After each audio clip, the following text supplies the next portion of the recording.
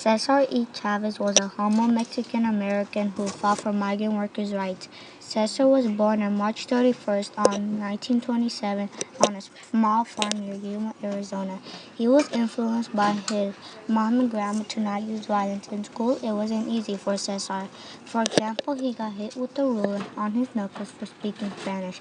Also, they called him Dirty Mexican, and his teacher made him wear a sign that said, "I'm a clown, I speak Spanish."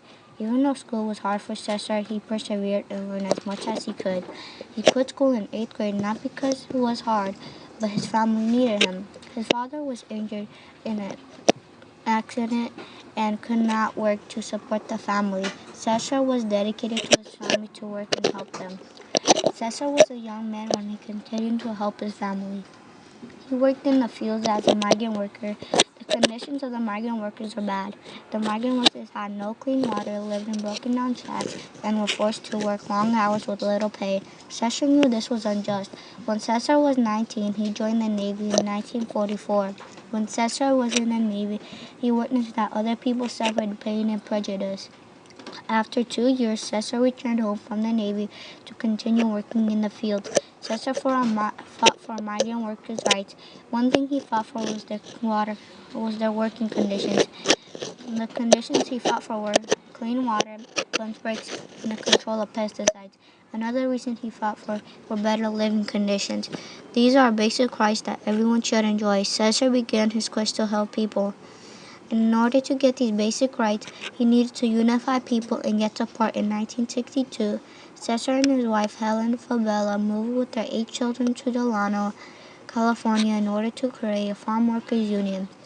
The union was known as the National Farm Workers Association, but later became known as the United Farm Workers (UFW). Cesar worked for 3 years recruiting and teaching farm workers how to solve their problems. In 1962, the UFW was born, and their official slogan was called the Viva la Causa, long live our cause. Then the UFW adopted a flag that had a black eagle, which represented a dark situation, a white circle that signified hope, and a red background, which represented sacrifice. In 1966, he organized a 340-mile march from Delano to Sacramento, California. When they reached Stockton, the march had grown to 5,000 marchers. The growers contacted Cesar and agreed to recognize the union and sign a labor contract that would promise better working conditions and higher wages. In 1970, 85% of the growers in California had signed contracts with the UFW. Dr. Martin Luther King Jr. sent Cesar a telegram. Cesar got the first contract ever.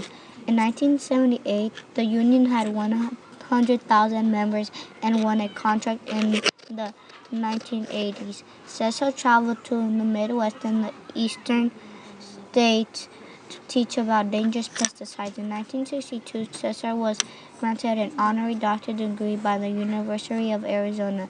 Cesar E. Chavez died peacefully in his sleep on April 23, 1993, in San Luis, Arizona, and his funeral was held on April 29 in Delano, California. There were 30,000 people that came to Cesar Chavez's funeral. He is an American hero who will continue to inspire many and will be remembered as a leader. In 1994, President Bill Clinton posthumously awarded Cesar E. Chavez the Presidential Medal of Freedom, the highest civilian award. Cesar's birthday, March 31st, is a holiday in some states.